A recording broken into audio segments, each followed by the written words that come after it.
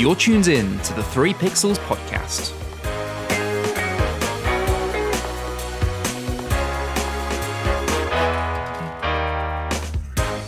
Hello and welcome your faces back to the 3 Pixels podcast. We are here with a brand new episode for your ears. So with that, I'd like to introduce Martin and Daviana. Davi, how are you doing?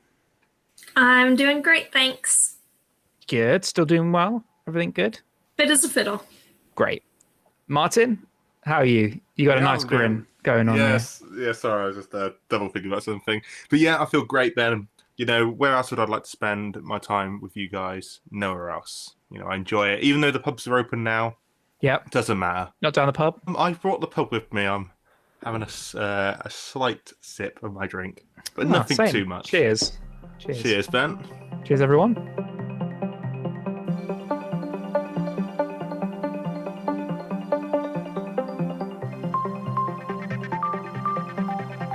So, okay, this episode is kind of a serious one, but it's important that we talk about it.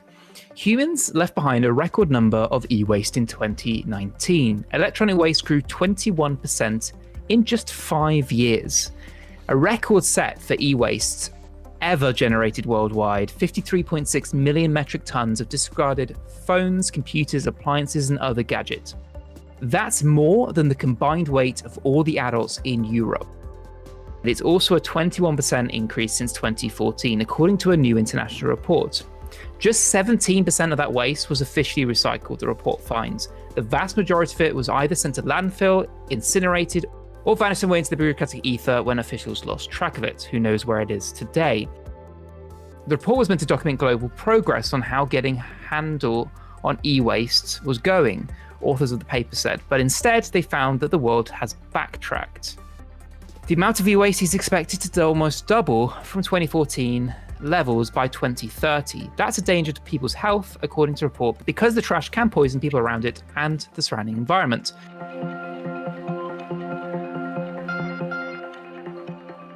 You know, I think any sort of waste, I just dislike. I hate even people see in parks, they have like a crisp packet or even a plastic bottle. Now around 10 foot around a bin, but yet they decide to just chuck it on the floor. Now, what I just told you, that small story, is almost what's going on with e-waste. People just chucking it in with their normal landfill bins, their green bins here in the UK, and just forget about it. Yeah. And it just annoys me. Waste in general just really upsets me. And I always think of like animals and tree life that sustain here on Earth and how they have to adapt and cope with it. Because once us humans just chuck it in the bin, it's the world's problem now, not mine. I've done my bit. And I hate this wasteful nature. As every day passes, the more we hear about waste across the globe. And you see like these smaller underdeveloped countries who taking people's waste and what they have to live in, where people are literally sieving through people's waste, through rubbish in landfills to earn a living. It's just disgusting. There is no reason why there can't be some solution of, let's just say you've got an old charger, headset, whatever it may be, that you should go into a small little bin, which is then taken by your average binman, or maybe a new scheme where they take it to tech companies and they strip it down for parts, what they want. If they don't want anything like the copper wiring in there is all melted down to make more copper wiring, and they make more use of it. I think things like that in the UK could be very feasible. I think genuinely we need to cut down waste. We talked about here on the podcast, and you see it on many news outlets about how the Earth is recovering from global warming, and you know how fish migration is up. And we said it before about like I see foxes now, like in London and stuff like that.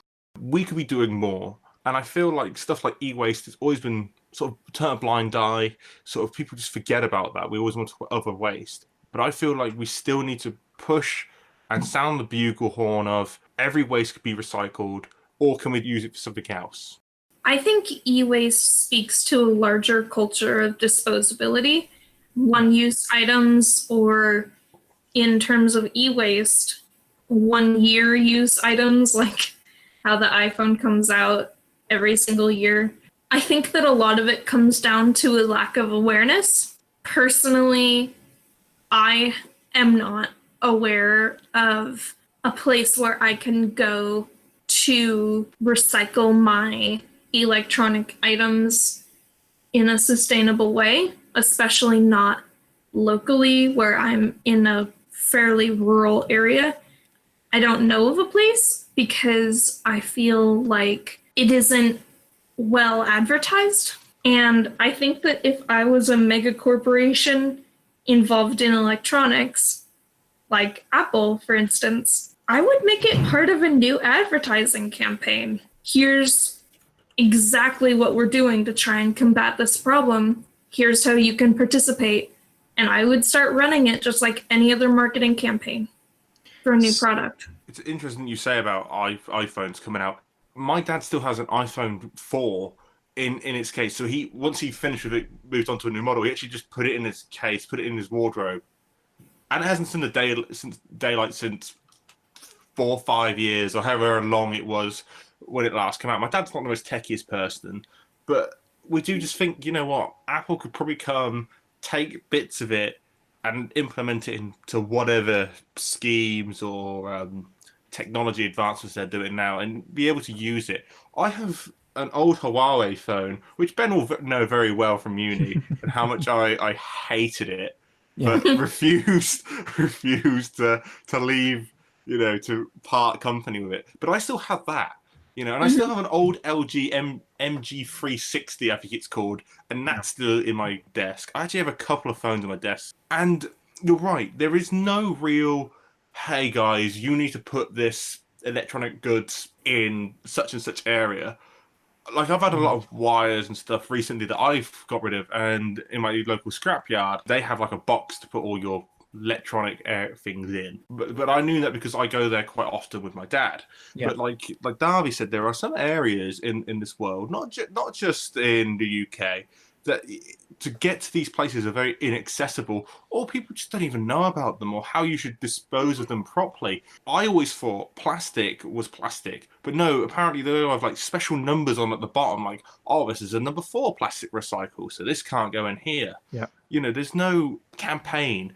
And we talk about Apple. Apple are very good at their marketing. You're right, they could probably push something towards saying, hey, bring your recycled tech, come to us, we'll sort it out. And I'm sure they'll be able to make it a success. I really need to jump in because you both mentioned something, and I'm like dying to tell you that what you're talking about exists. Apple, in almost every country they operate in, has a recycle program and a trading program. They're just not very good at marketing it, and they do need to market it more, I agree. But you can take your old Apple device to any Apple store or fill in an online form, send it in. They'll either give you money if it's worth something, or you can trade it in and get it recycled for free.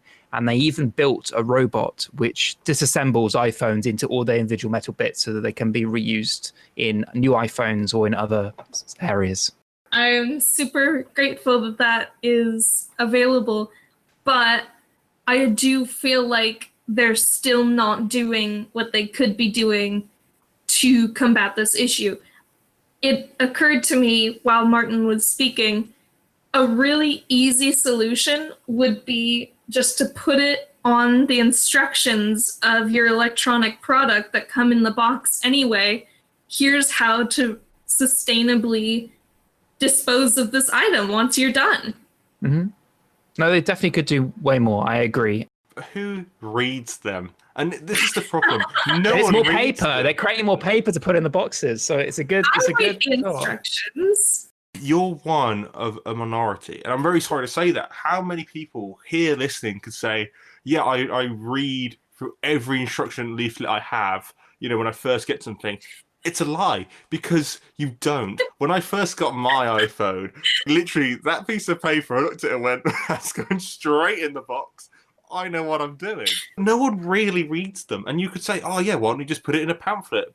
Or on screen as you're setting up the phone. Why don't you go, welcome to your new iPhone? Who would remember that? It's better than nothing. You can't make sure no one ever forgets, but you can put it in more places. And Apple already advertise a lot. They could do it better.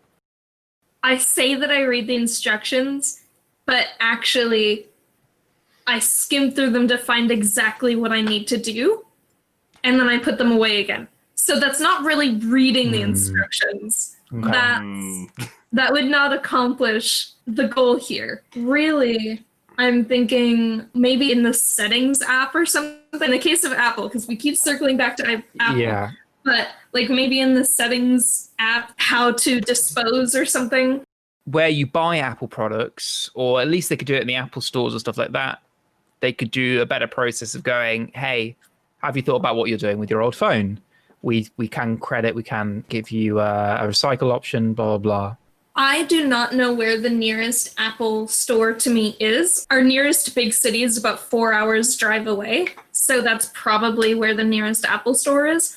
But in Oregon, we have a system where when you buy a can or bottle beverage, the retailer that you buy it from is legally obligated to collect those cans and bottles back for the state so that they can be recycled. What if we had the same thing for technology, where whomever sells you your iPhone, whatever, because I did not buy my iPhone at an Apple store. I bought it. It's from actually a little stand in Costco. Right. They should have a system set up where they will take back the things that they sell so that they can be responsibly recycled. They reckon about $57 billion worth of gold, copper, iron, and other minerals could be mined from last year's e-waste alone. Wow. I know. I'd like some of that. No offense. Sounds good. I've got an old iPhone in my drawer too. Yeah, I don't think that'll be worth as much, unfortunately. I might ask my mum to come on the podcast quickly. Go for it. Okay, give me Yes, Your sir. mum is welcome on the podcast. Oh, hello. Hello. Hello. Why I bring my mum here, this is Jane. We talked quickly about recycled goods and maybe able to get money off and stuff like that. Mum, you have, I guess, a story or a similar experience when you were growing up about bringing in bottles and stuff. Can you just elaborate what I'm trying to say here? In the 60s, there used to be a van that used to come round and called the Corona van. And it was like fizzy pop in... That's a bad name. No, that actually was Corona. And it's, I don't know, probably half-litre bottles, maybe. And it was all different sorts of pops, like lemonade, orangeade, and those sorts of things. And you used to get 10p on a return of the bottle, or it was 10p. It wouldn't be 10p in the 60s, but the equivalent of sort of 10p back in the 60s. So what you'd do is you'd collect them up and take them back. So some people had Corona delivered, and some people would go to the pub or to the shop and buy bottles of Corona, and then take them back and get their 10p's back or the equivalent. And I thought I saw recently that they were talking about maybe bringing something back like that in. And I think the other example is milk bottles, when we used to have our milk delivered to the doorstep in glass bottles, pint bottles, and you'd put the empties out for the morning, and then you'd get refilled ones the next day. And that's another way that we recycled in the 60s and the 70s. Do you think that would be... I think it would be a really good idea to start doing things like that now. But what we're talking about is e-waste. So we're talking about like electronic waste where people, let's say, like chargers, phones, where people would literally just dump them into landfill and stuff. You know, do you feel like something that you've just talked about could be achievable today, where, you know, you get a person come around to collect people's waste, or you go somewhere and drop it in a box? Just because you have no longer a use for it. Somebody somewhere may have a use for it. Yeah. I think we have become a bit of a throwaway society. And I know phones, you can sell them back in or sell them yourself. So phones are reusable. Funny enough, I was sorting out a cupboard today and I came across a really old phone that we'd had years ago. And what do you do with it other than throw it probably in the bin? Yeah. Most people hang on to those devices in the drawer thinking I might need it sometime or might come in use. It never comes of use, which is the typical, and then it ends up in the bin at some point. Because you've lost the charger. Yeah. The charger's now disappeared somewhere. Yeah, or it becomes no use to anyone because of the age of it. Absolutely. Things should be reused as far as possible. Even as a child of the 60s where things probably weren't reused, I think they should be. I think we need to start thinking about how we can reuse things and how we can recycle. My personal view is that a lot of this comes from a lot of the kids' toys that you see these days as well, that are never built to last very long and have electronic components in them. And kids have so many of them these days, younger kids. I mean, I see some of what my nieces and nephews get in Christmas, and I'm like, I never got that many things, that, especially electronics wise. And it's that idea that they're not built to last. So by next Christmas, you're getting more of those kind of electronic devices. There's a new version coming out. This is obsolete. Yes, or somebody wants the latest version at all times. Well, thank you very much for joining us and your thoughts. It's been a pleasure. So thank you very much. Thank you. Thank you. Bye. Thank you for that. No, that was great. Bless her. Was a fabulous guest star interview from That was the highlight. Mum. Yeah, highlight of the episode. So thank you very much to Jane for joining us. I'd just like to say that, there's not only incredibly useful materials, there's also incredibly harmful materials in a lot of this electronics. 50 tons of mercury lies within all of the e-waste that officials have lost track of. And much of that will probably be because it's released into the environment. And it's things like mercury that affects the brain and can impair cognitive development of children because of the neurotoxin that it is. Okay, so we don't want to be all doom and gloom, because the fact of the matter is, by giving us this information, we can do something about it. And there is more that can be done just by changing your attitude. Now, we talked a lot about Apple, and we don't want to just be too biased about Apple, but part of the news at the moment around Apple is that they may be dropping their chargers and headphones that they put in the case. And that brings up a further thought and discussion about what manufacturers put in the boxes of products, which might end up just being automatic e-waste. Things like headphones, which are not that great, that people probably won't use them and they might sit in the drawer and get thrown out at the end of the day. If people are spending hundreds and hundreds of pounds on a phone, they probably will want to spend a bit extra on some nice headphones to use with it and not just use the ones that come in the box. If you already own generations of a device, you might not need the charger anymore. The less stuff that has to be put in a box, like putting manuals in when you can do an electronic manual, for instance, that all minimizes the weight of everything that's in the box. And then that has a bigger impact on the environmental side of things with shipping. Less weight means less fuel needed to ship those things from wherever they're made, and obviously less resources to make those things in the first place. It all has a big impact. We can all do more. We can all use services that are available. Just because you can't recycle doesn't mean that you can't use resources like eBay to sell on a product that you don't need anymore. There was a very old graphics card in Martin's computer that I recycled so he could use.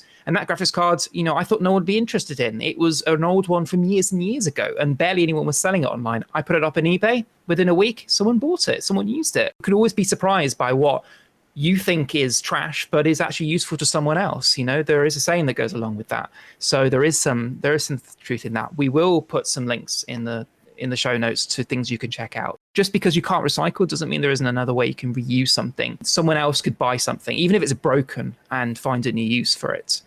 When it comes to e-waste, as with all waste, it's important to remember that before recycling comes reusing. And before reusing, the most important thing that we can do is reducing. If it doesn't exist, then it doesn't cause any environmental issues. And so I think that that's kind of what we're getting at, is that by reducing the electronic consumption, we can reduce the electronic waste.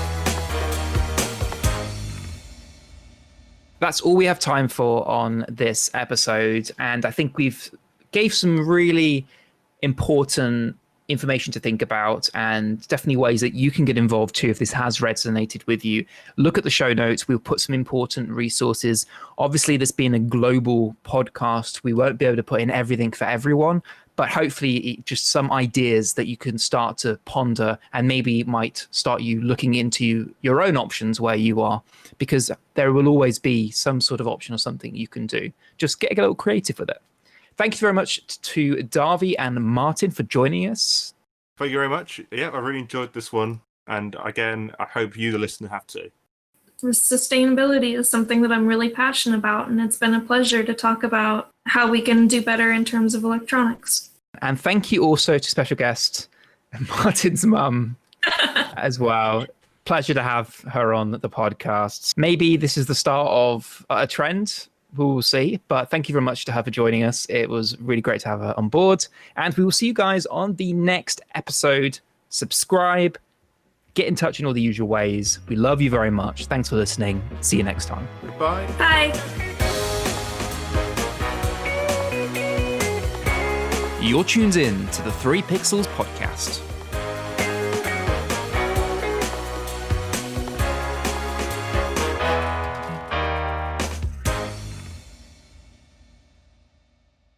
I don't know why I have this like instinct to wave to Yeah, I like some sort of weird something. Yeah. Like, where is that coming from?